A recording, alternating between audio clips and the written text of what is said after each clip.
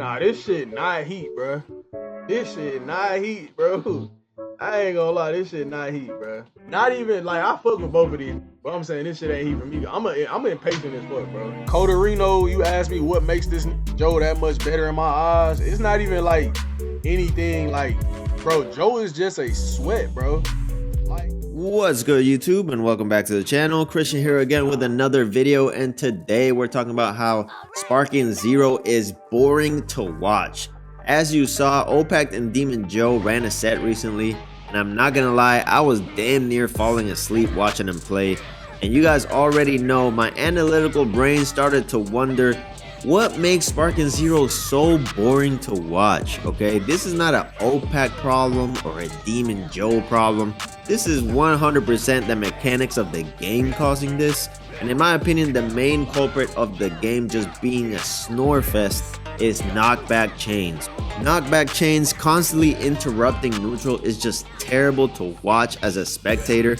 All movement options just get thrown out the window, all offensive options just get removed from the game, and all of a sudden it just becomes a rhythm game where we're just pressing one button to win matches. And this scenario is basically so commonplace in the game that if you were to calculate the percentage time we spend in knockback chain battles, it's probably like 30 to 40% of the match easy, okay? And compare that to one of the most successful competitive platform fighters of all time, Smash Bros, where players are constantly on the move, resetting their position on the offensive, using feints and defensive options on the fly with no interruptions. And it's easy to see why the competitive scene in Smash Bros has lasted 24 years, while the Sparking Zero competitive scene didn't even get off the ground in a couple months, okay? Now, fixing this problem might appear simple, but Sparking Zero has so many mechanics that if you mess with one thing, you basically guarantee that something else is gonna be completely busted. So like we saw with the nerf to Z-Burst dash back in the day, one extra keybar cost to Z-Burst dash basically made zoning completely unbearable in the game. So anything I say here would need to be properly tested before being implemented, but the end result is that knockbacks and banish battles need to be reduced so that players can get agency over their characters a lot faster during matches. So I'm going to be going over a couple ways that we can achieve that. Number one is that we can increase the key cost of vanish battles. We all know vanish battles are usually won by the person with more key, so why do we really need to prolong the minigame that long? If we already know that the key advantage person is going to win the vanish battle, an easy way that you could shorten the time that it takes to end the vanish war is just to make the vanishes drain more key. If I could have it my way, vanish wars would just be ended after 3 vanishes max and right back to the fight. And I would couple that with another change, an additional cost to do a knockback chain. So right now knockback chains are basically free.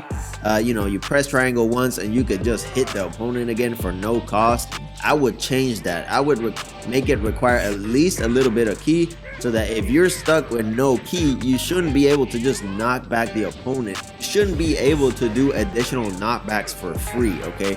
Part of the reason why the knockbacks just never end is because they're so cheap to use, and you basically recover key for free while you're doing them. So the vanish wars just never end because super counters just reset the chain, and I would change that, okay? I would make it cost a little bit of key so that knockbacks are not as common as they are.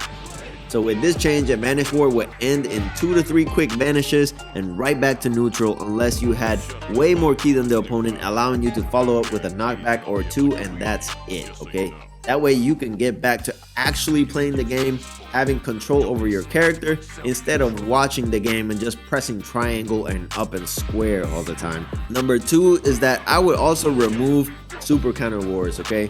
Similar to vanish wars, super counter wars just eat up the match time and they're extremely boring to watch.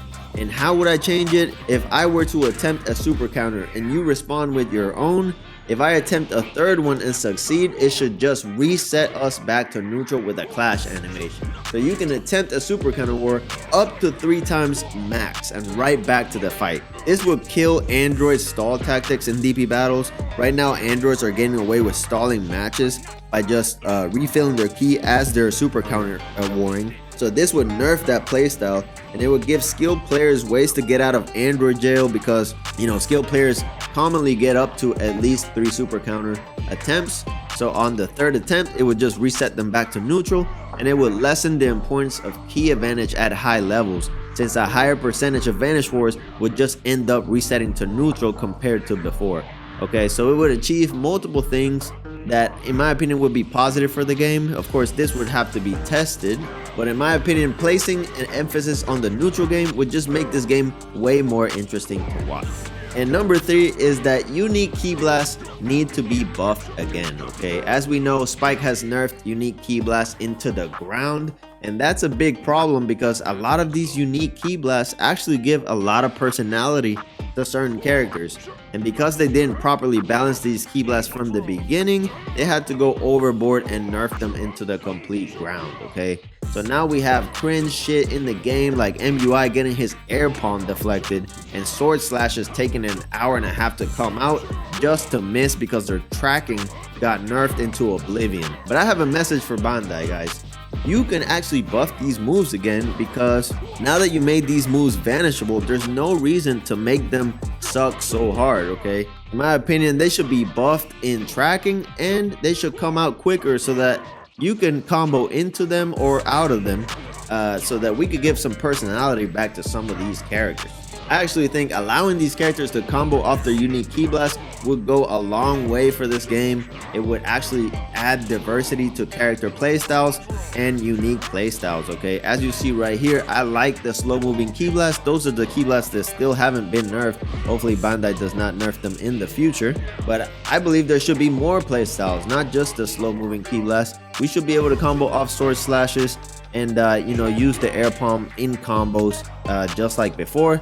Just allow us to vanish them so that we can escape some of these combos to properly balance them. Okay, again, the reason Smash Bros, for example, is so successful is because the characters are so wildly different and have different playstyles, and this game doesn't have that. So by buffing unique key blasts, it might help remedy that. It's never gonna be quite like Smash Bros level, but at least we can improve what we have now.